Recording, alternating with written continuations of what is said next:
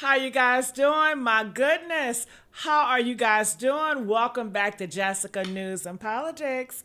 Honey, now listen, these two men right here, Stephen A. Smith and Jason, Lord have mercy. They are been going back and forth, and honey, I'm smiling because look, every time these two go back and forth, it's like a whole saga, okay? You can't even make this stuff up. Primetime news. All right, let's get right on to it, y'all. Steven, he went live and called Jason a fat, despicable walrus, okay? And did he lie? I don't know. But he said that Jason lies. He said Jason hides behind religion. He said he can't get hired anywhere. Stephen A. really uploaded the clip this time, y'all. Now, all of this came from one moment. So you got Cam said something spicy, right?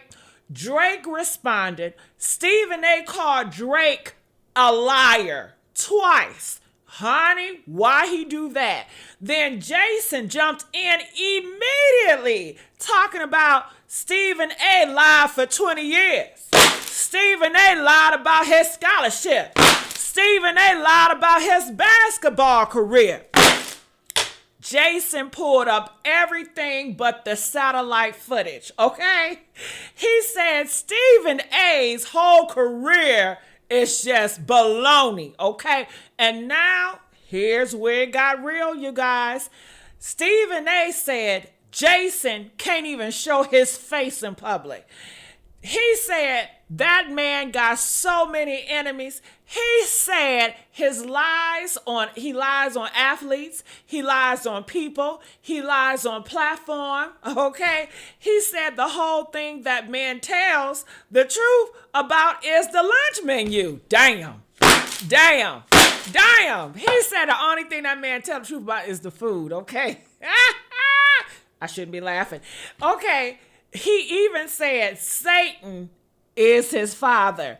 And baby, that one right there, that was personal. Oh my goodness. Let me tell y'all how I see it. These two, they're a reflection of each other. They're both loud. They're both opinionated. They're both emotional. They both get triggered very easily. They both thrive on controversial. Both built careers on calling people out. They talk about each other like two men who know exactly which buttons to push. Every time Steven goes viral, here come Jason popping up. Every time Jason posts something, Stephen A. gets irritated. It's like neither one can leave the other one alone. Okay, and honestly, you all know I'm telling the truth. Now, I need you guys take on this, all right? All right, you guys, I need you guys to talk to me. Who do you guys think is actually has a point here? Who's doing too much? Who needs to calm down? I want to know what you guys think. Comment below right now. And do you guys feel that Stephen A. was wrong for calling Drake a liar? Or do you feel like Jason is just reaching again? Give me your perspective because y'all always see the angles I don't. I need you guys to put it in the comment section. Okay, I want to hear from you guys. Thank you guys for watching Jessica Kohino News and Politics. Make sure you guys like, comment, subscribe, and I'll see you guys on the next one. Stay sharp, stay aware, and stay out of these men's arguments because clearly they can't help themselves. This same dude, ladies and gentlemen, working over there at Blaze Media, trying to come across as he's some paragon of virtue. And he brings up God a lot. Tell me what's God like about what he does. He talks smack about people. He ventures into the personal. He swears up and down he knows stuff he can't possibly know. He does all of these things. And he hides behind a cloth of truth. This is what he's trying to swear that it is, but never telling the truth about himself. How are you acting before you got a job at Blaze TV? What proclivities did you have, Jason Whitlock? We could talk about other people's personal life, but we don't want to get into yours, right? Looking like a damn walrus. This is who you are. Is the Kevin Hart of the sports media. Smith is a plant. Disney and ESPN installed Smith at the top of the sports media world because his inadequacies as a journalist make him easy to control. Stephen A. Smith released a memoir in 2023 called Straight Shooter. I read it. It's farcical. When I listened to Cat Williams talk about Kevin Hart and Steve Harvey, my mind immediately drifted to Stephen A. Smith's memoir. Smith's story just doesn't add up. He, or his ghostwriter, claims he received a full basketball scholarship from Winston-Salem State after a one-day tryout in February of... The people out there that want me to address other names. There's one particular person who will remain nameless, and I will not deny it. I think he's a fat, no-good bastard who I despise to the core. Team under Mike Vrabel can win the AFC Championship. He's also a liar. He's also a liar. First of all, let me tell you, it's not to brag.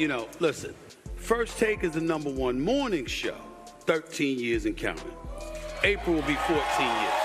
Don't tell me you are an athlete and you don't know that. Don't tell me you are an athlete and you don't know that Cam Newton ain't on this show.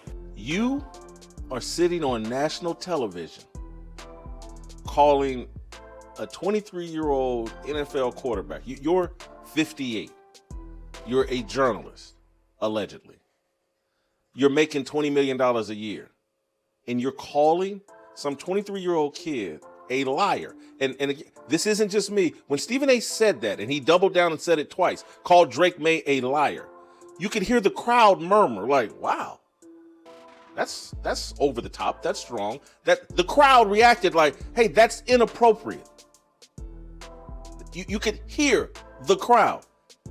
You're a liar. He's a liar. He doubled down and said it twice. And I'm sitting there and I'm watching this. I saw this yesterday and I'm like, the man who's run around for 20 plus years pretending he had a college basketball career, pretending that he has a 6-inch screw in his knee, and you are lying and telling people, yeah, I knocked down 17 straight threes, and this little poor, broke HBCU offered me a full ride scholarship on the spot. You're telling those lies for 20 plus years, and you're calling Drake Maye a liar on national TV because he says, hey, I don't know where Cam Newton does a show twice a week? Talk about other people's personal life, but we don't want to get into yours, right? Looking like a damn walrus. This is who you are. The lion ass that you are. Ladies and gentlemen, this dude literally tried to say I lied in my book. Did you contact Amy Bell from Simon & Schuster?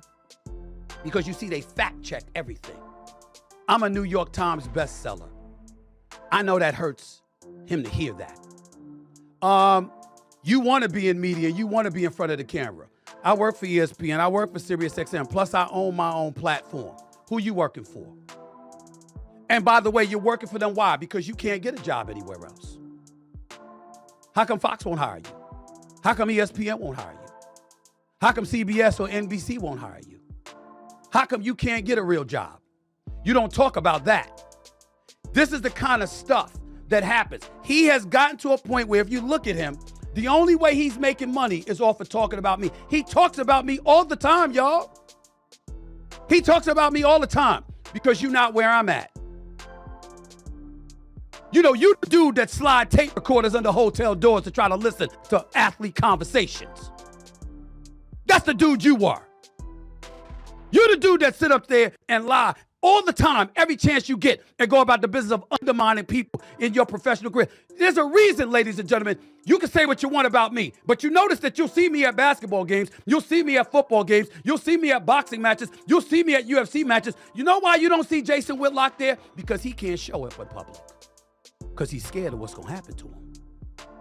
Because that's how many enemies he has because of all the lies that he has told, especially about black people. This is the devil in the flesh. I'm talking right now to the people who work with him. Y'all are next. I'm not talking about from me. I'm talking about from him. He turns on everybody. He will lie. He will deceive. He will do everything. Satan is his father. When I said what I said about him, he tried to call Winston-Salem State acting like I was lying about having a basketball scholarship. At least that's what they told me.